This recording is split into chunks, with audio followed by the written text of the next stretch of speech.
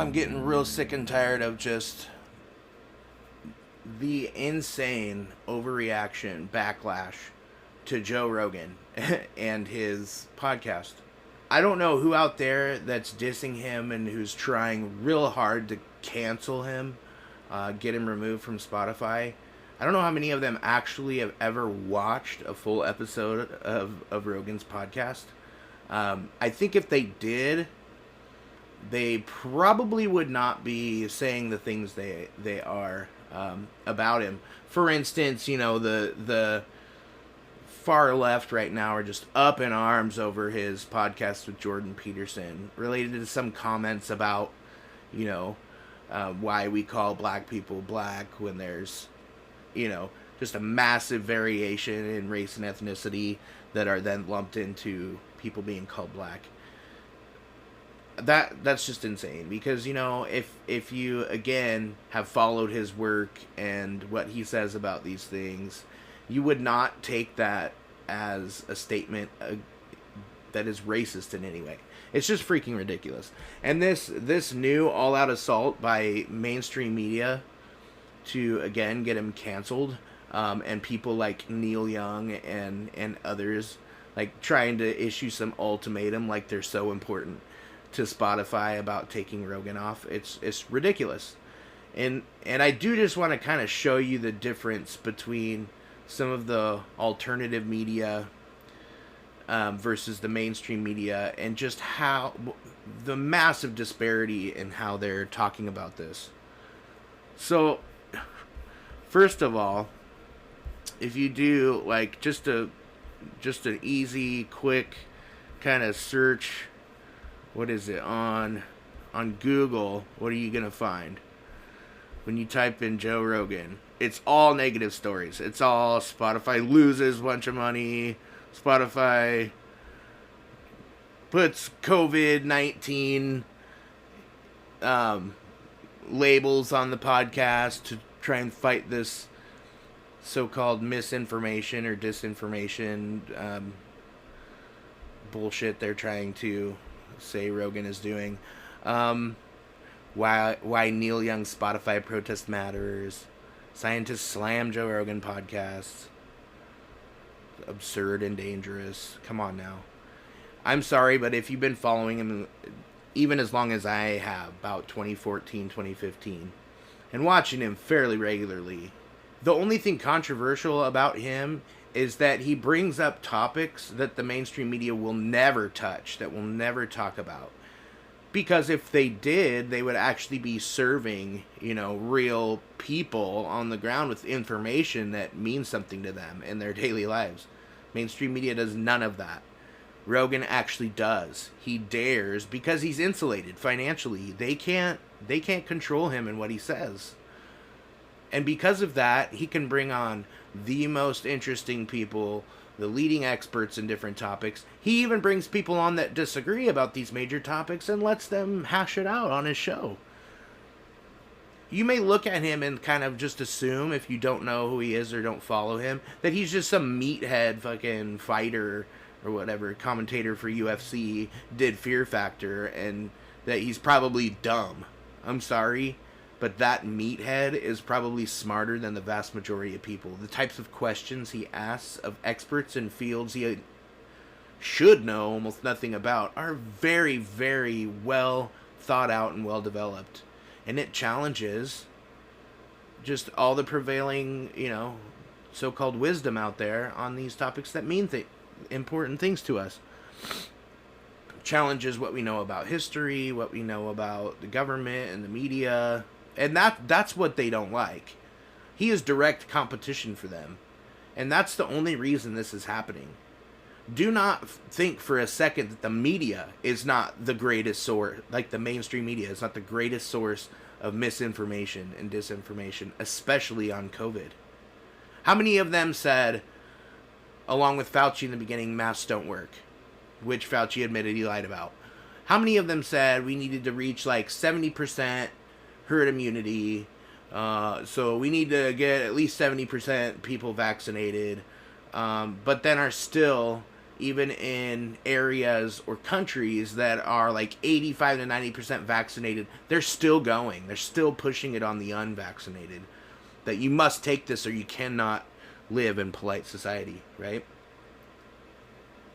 It's clearly not about these supposed numbers they're giving us on what this vaccine will do. They've all lied about the vaccine efficacy.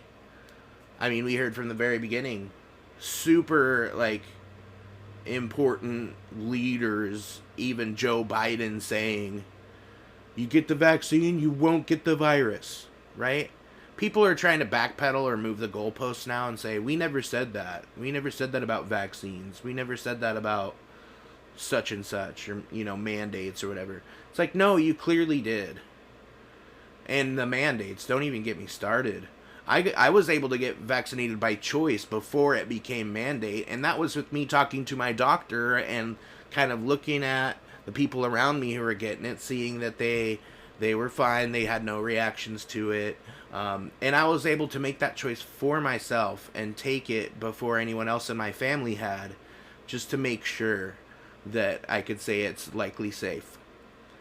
And then the mandates started coming, and I'm sorry, I may be vaccinated, but I am 100% against the mandates. Not anti-vax, anti-mandates. And that's what all this is. Even the march, or what was it, in Washington, the anti-mandates protest, instantly in the media labeled as this was an anti-vax protest. Bullshit.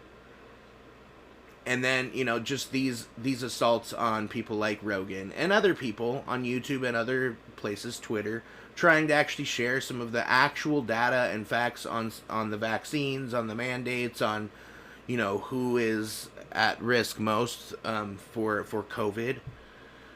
They are the ones attacked with the viciousness like I've never seen before. I mean, it's just insane. And that's why I think this is just total bullshit, and why this needs to get out there. People need to hear this and know that this is just an assault on him and on one of the few remaining kind of free thought, free speech platforms right now, which is Joe Rogan on Spotify. I found this Daily Mail article I wanted to say, just to put it in perspective a little bit. It says, with an estimated 11 million listeners per episode, JRE, which is hosted exclusively on Spotify, is the world's largest podcast and has tremendous influence. People like Neil Young, they're trying to say they have the responsibility to mitigate the spread of misinformation. What about the media? What about the mainstream media? CNN, MSNBC, even Fox News to an extent. They're on the other side, oftentimes trying to say the vaccines have no efficacy at all. And that's just as equally bullshit as the other side.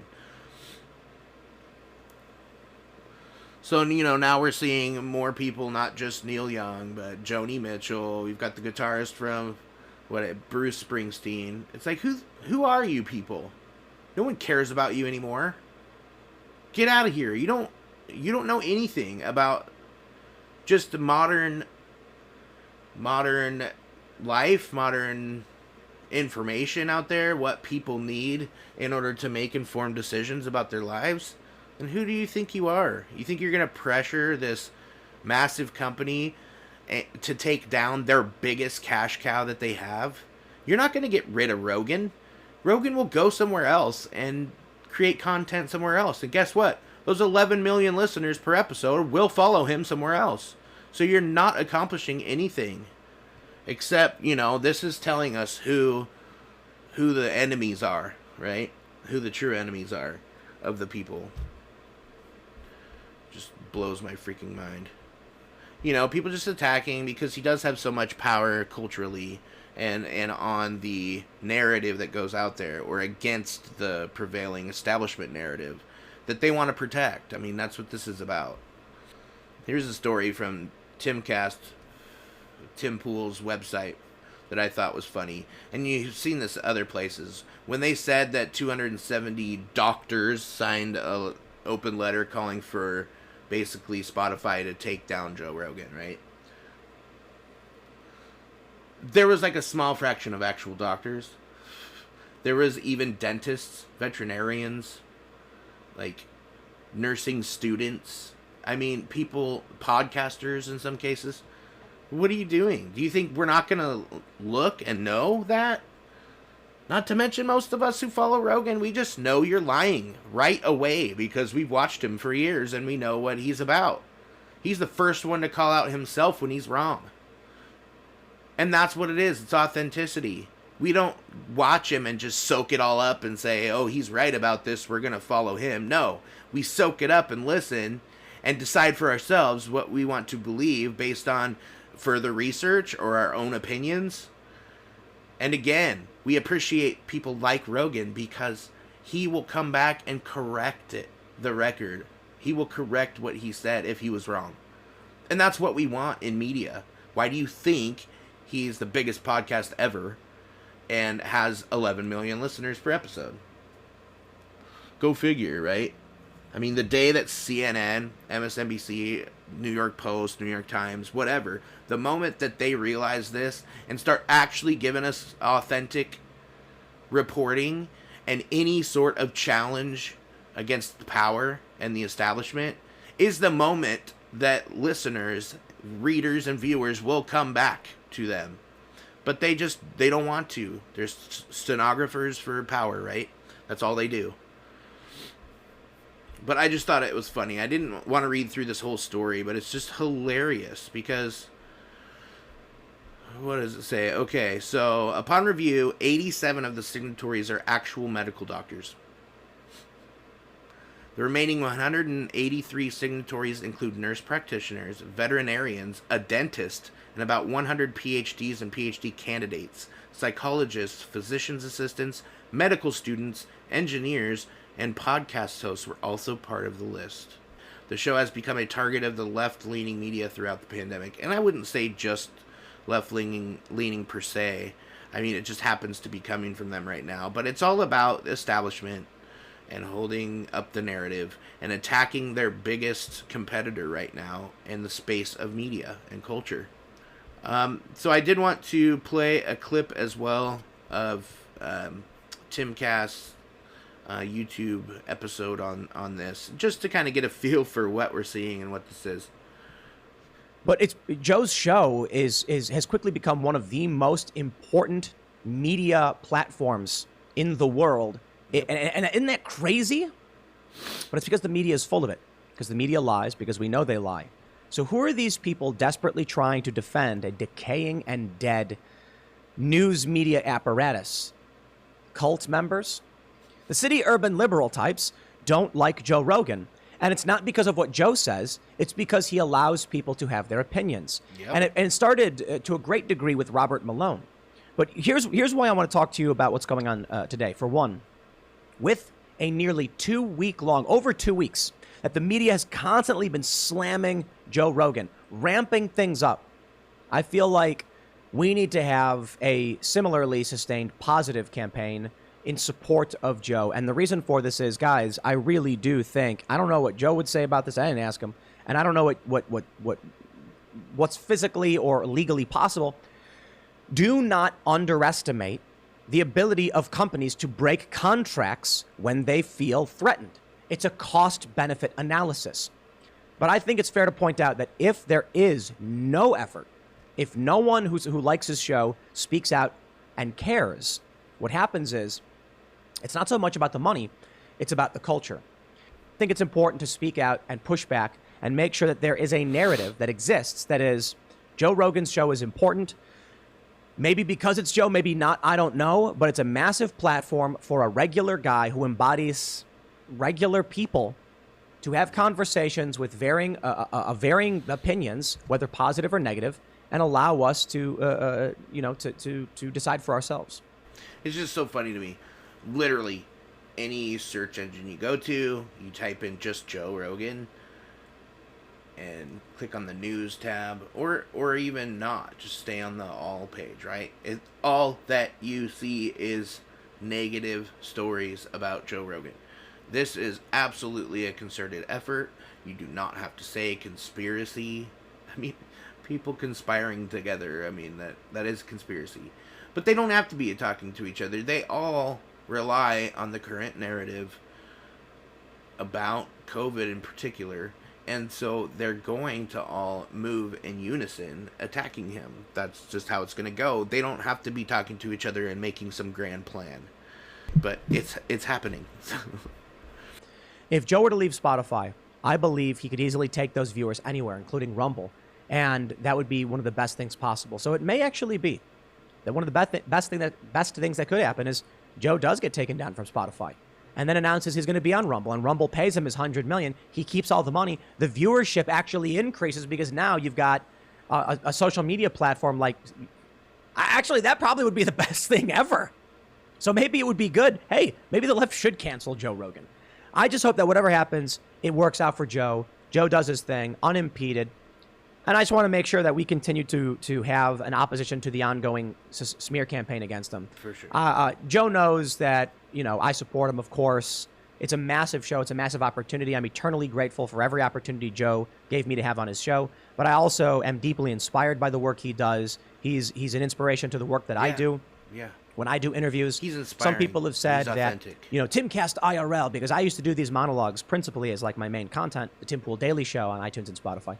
And then they were like, Tim made IRL to try and be like Joe Rogan. And that's just absolutely not true. The show is it's a different format. But to be fair, I am inspired by the work Joe did in doing Timcast IRL. I got to be honest. When I look at CNN, liars. When I look at Joe, a guy trying his best to be authentic. Yep. I hope that's the direction this country goes, to be honest. Authenticity, reality. Seems to be the case. But if it is going to be the case, it means that we have to speak up and for what we believe in and why we believe in it, lend our support to shows like Joe Rogan's, and, ask him just keep doing his thing. Yes, I'll leave it there. Next segment's coming up at 1 Rogan, p.m. on this channel. important. Thanks for hanging out, and I'll see you all then. And that brings me to another point. I just want us to realize, look, that this is going to keep continuing to happen, not just with Rogan, but with all of these dissident voices around the establishment narrative. I mean, to me, and I like to follow people from all over the political spectrum. To me, people like Tim Pool and the people on his IRL show, even Jimmy Dore, way far on the left, but he's the kind of left I identify with, which is populist left, economics as the main issue and driver of problems, not the wokeness, right? But he has also been doing a great job reporting on some of these lies from the media and some of the facts that go directly against the narrative that we need to start sharing amongst the rest of us. And also Brett Weinstein, Heather Heying, Dark Horse Podcast, they have been at the forefront of identifying the facts to do with COVID since the very beginning.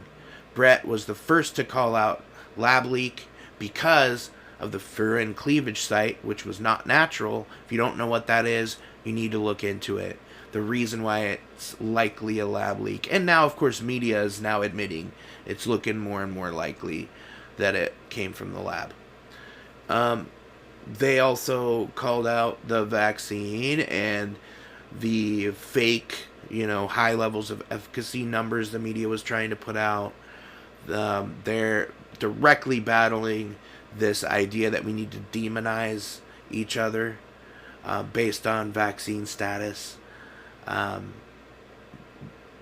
They've been calling that out from the beginning and trying to challenge that because it's ridiculous. It's divide and conquer. Do we not understand this?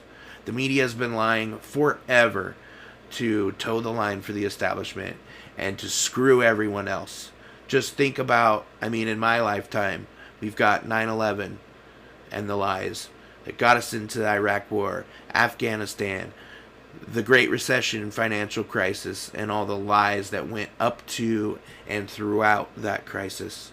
Occupy Wall Street and how that was framed as just something that it wasn't. That was truly, in my opinion, one of the most important movements when you had people from across the political spectrum and even across the economic wealth distribution other than the 1% who banded together to try and fight against this divide and conquer and siphon off the wealth from everyone else.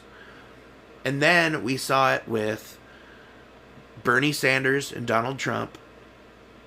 We saw it with wokeness in general and social justice. And now we're seeing it with COVID. And there's so many similarities in how they're trying to basically censor and cancel all dissident voices who are trying to point out reality, who are authentic enough to say when they're wrong and to correct the record, whereas the media is not.